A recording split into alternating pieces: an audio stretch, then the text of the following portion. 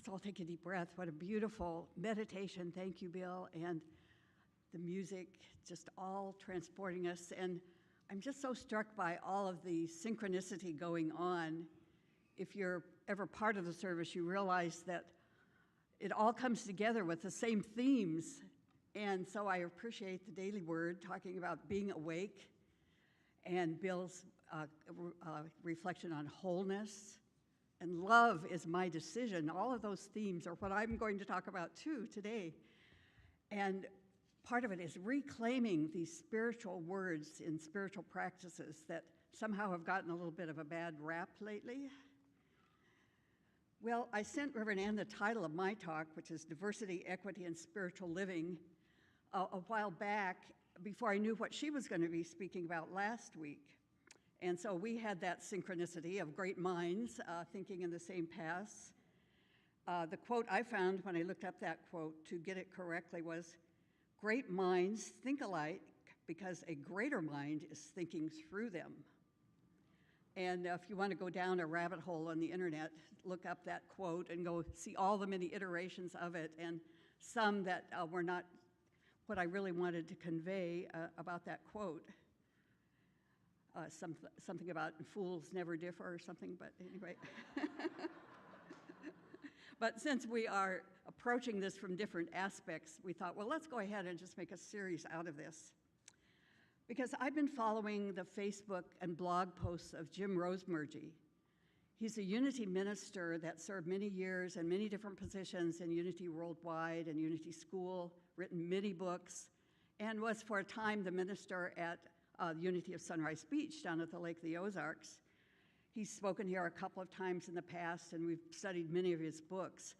I saw a few of his books on the shelves in the foyer in the Solar Gallery last week, but they may all be gone, but I know we have several in the library. And then, of course, his website shows you how to buy many of them. But his books are well worth reading, always very practical and down to earth. And Jim has been writing about diversity, equity, and inclusion as the three pillars of harmonious human relationships and our ability to live a spiritual life. And so it seems like the narrow definition of diversity, inclusion, and equity that's being put out is really fundamentally not what we believe as spiritual beings. It's some of the foundations of our spiritual belief and practice that we believe in diversity, equity, and inclusion. And I believe, as I said before with Jim, that we need to reclaim these words, give them the value that we put on them, and then put that out in the world in our consciousness and our energy, because if you've heard me mention the 100th monkey effect before, where if enough people in consciousness are thinking and putting out the same energy, then there's a tipping point. And you can read about the 100th monkey in several places, about how the monkeys on one island in Borneo or someplace like that were washing their sweet potatoes before they ate them. And then pretty soon that whole colony was doing it. And after the 100th monkey did it on one island, all the monkeys on all the other islands started doing it, because it was in the consciousness, the collective consciousness of the world. And I believe that we still are on that journey of raising our consciousness, on that journey of conscious evolution in our world. So Jim says that these are deep spiritual tools, and they have deep spiritual roots. And Jim strongly suggests that we all get out there and really preach about this, telling everybody that we're reclaiming these phrases. Well, Anne talked about division, diversity, and the power of wisdom. And as we know, wisdom is one of our 12 powers. And it's needed more than ever now in our history, because division is focused on those things that we condemn or we think we don't like, rather than focused on including those and studying them and seeing what they mean to us. And wisdom is the divine ability to see beyond division and recognize the sacred harmony within diversity. And it's time for us to look at that more closely and awaken to that truth. So I want to share some of the insights that I've gleaned from Jim's writing in the past few months, and so we can come to a deeper understanding of the spiritual practices of diversity, equity, and inclusion. Well, first, diversity. Jesus said, and it was repeated several times by others, don't judge by appearances. And this verse means that we shouldn't judge others just by outward appearance, or judge any situation like lack or limitation by outward appearance, but instead judge them based on the inner character. And Jesus always looked beyond the outer appearance in his dealing with people, didn't he? He went many places that the elite of the day did not want to go, working with adulterers, tax collectors, others that others were rejecting. So we need to look beyond appearances and value that inner character that is not always apparent. But we live in a world where appearances really seem to matter a lot, don't they? So what are we to do? Well, two things come to mind. First, we can look beyond appearances, and what will we see? If you really are looking deep into someone's eyes, you can see that oneness, that image and likeness of God. And as we don't judge by appearances, we can look at their God self as well, see that they are spiritual beings just like we are. Spiritually, we are created equal. There is equality there, but our journey includes a human experience where we're just bombarded every day by diversity of all kinds of diverse appearances, but also diverse ideas and beliefs, ways of doing things, raising your children, all kinds of things. We're such a diverse world. Well, Rosemary calls this, and our first spiritual practice is climbing Mount Diversity, where we have to really look at each thing that we encounter.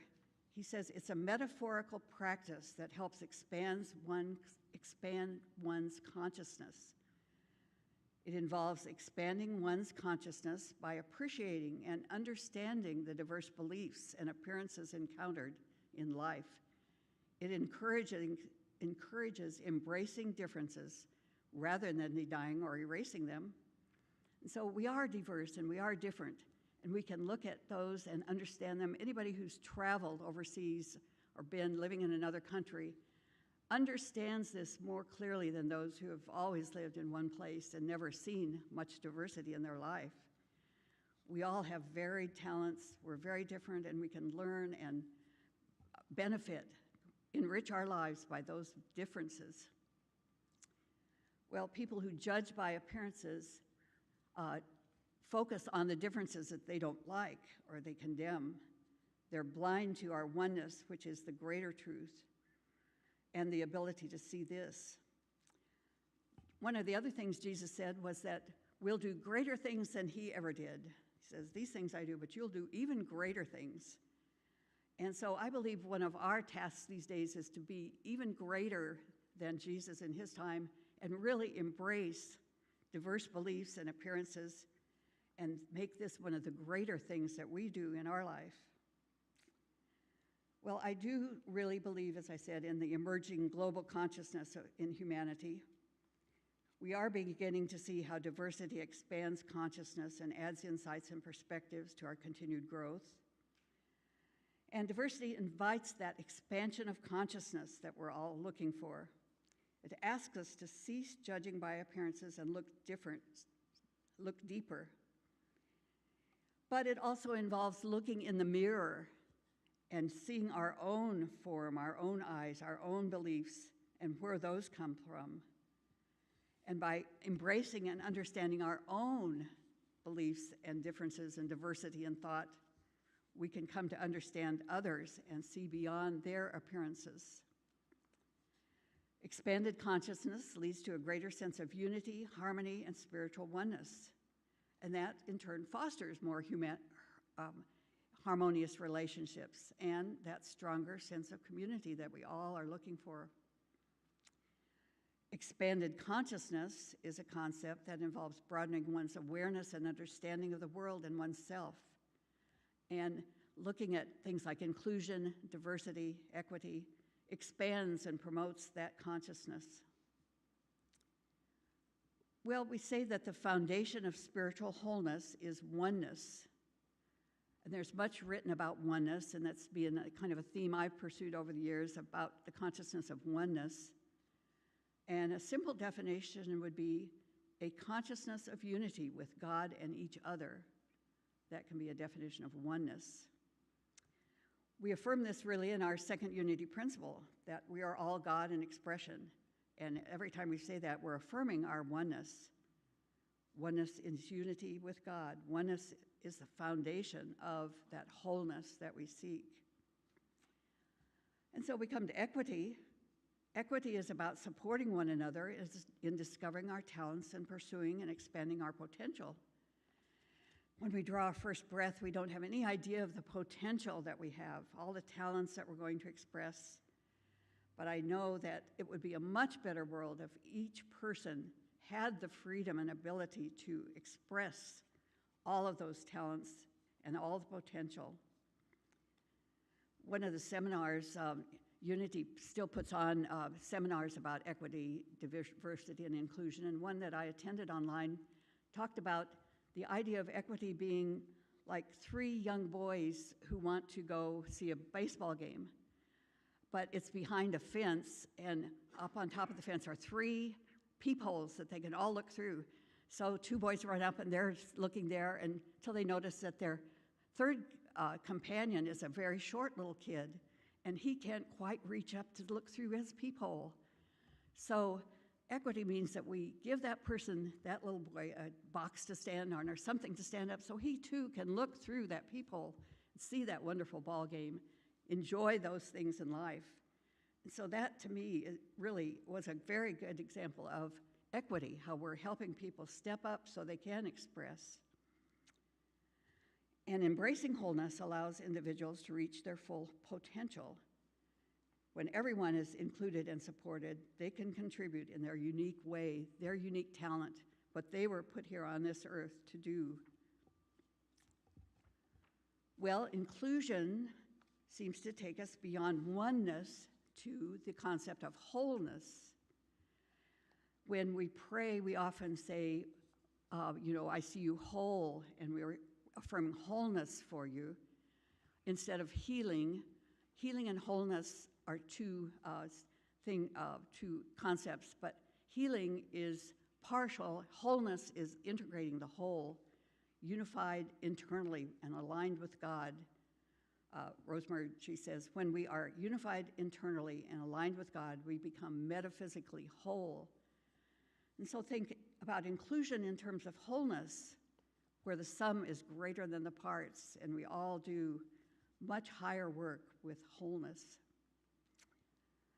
So we all know that it's so much better when we have friends and partners in our work and in our daily life. They give us that energy and give us the synergy to move forward and to do greater things. And the example is given of the rainbow. You know, if we each had just the primary colors standing on their own, then that's one beauty. But when they all blend together in that synchronicity after a storm, when the light's shining through and you see all the spectrum on the rainbow, that's when we really see the greater expanded wholeness of a rainbow. Jim Rosemurgy had a funny example about, just think about waking up in the morning and discovering that sometime during the night, someone has come and taken your car and disassembled it, put all the different parts out on your lawn, just all are right there, and you're really upset. Oh my gosh, I've got to get to work. What am I going to do? And you say, well, all the elements are there. You have your car right there and all of its parts. But without that wholeness, without the inclusion of all those parts, you're not going to get very far, are you? So that's kind of a metaphor for our daily life and our living, that we have all the parts, but we don't have the sum of the parts until we include everybody. There's no wholeness there. And remember about Jesus saying we're going to do greater things. I think we are going to do greater things in this lifetime because of our integration and our inclusion of all these wonderful different parts. So we're broadening our awareness and understanding of the world and ourselves. And Jim has started what he calls the World Awakening Project, which he wants everybody to start sharing these ideas like we did years. We've been doing this for quite a few years, sharing all of this evolution of consciousness ideas so that we can reach that 100th monkey tipping point. And I do believe that we are in a period now where we're right on that edge, again, being refined by fire. And so the foundation of wholeness is spiritual oneness, a consciousness of unity with God and each other.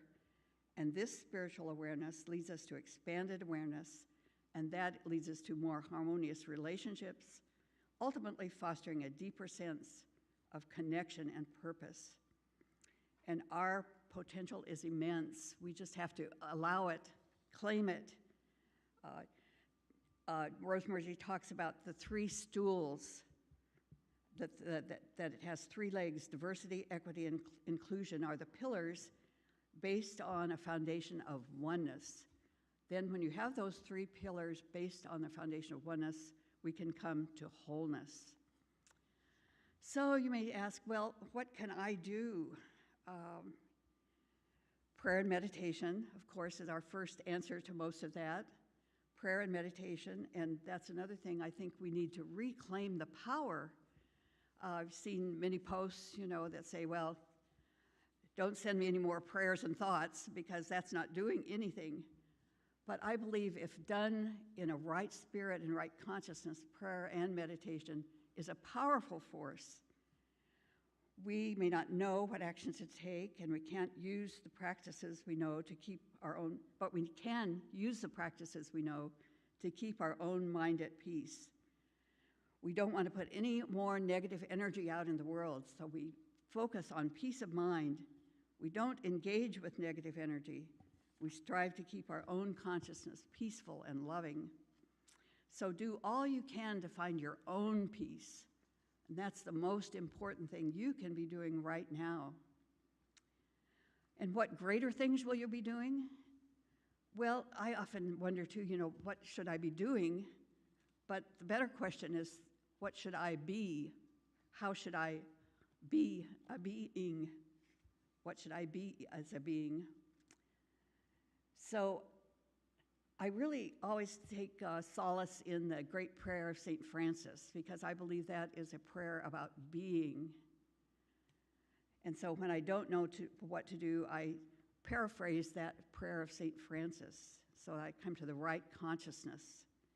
And as I listen and meditate, I can be prompted to the right actions, those things that feel right for me to do in the world and to express my divinity. So I'd like to end by giving you my paraphrase of this great prayer, the prayer of St. Francis, and I put it in affirmative language. So just listen and think of this when you're wondering, what should I do? Just know that you can be there so that you're in the right consciousness of oneness when something comes your way that you can do, that you can make a difference. You're in the right place at the right time to do what is needed. So listen as we affirm, Spirit of my being, I am an instrument of your peace. Where there is hatred, I bring love. Where there is offense, I bring pardon. Where there is discord, I bring union. Where there is error, I bring truth. Where there is doubt, I bring faith. Where there is despair, I bring hope. Where there is darkness, I bring light. Where there is sadness, I bring joy. Spirit of my being, I console, I understand, I love. In giving, I receive. In self-forgetting, I find. In forgiving, I am forgiven. And in dying, I awaken to eternal life. So go out this week and in the future and do those greater things that you are called to do right now.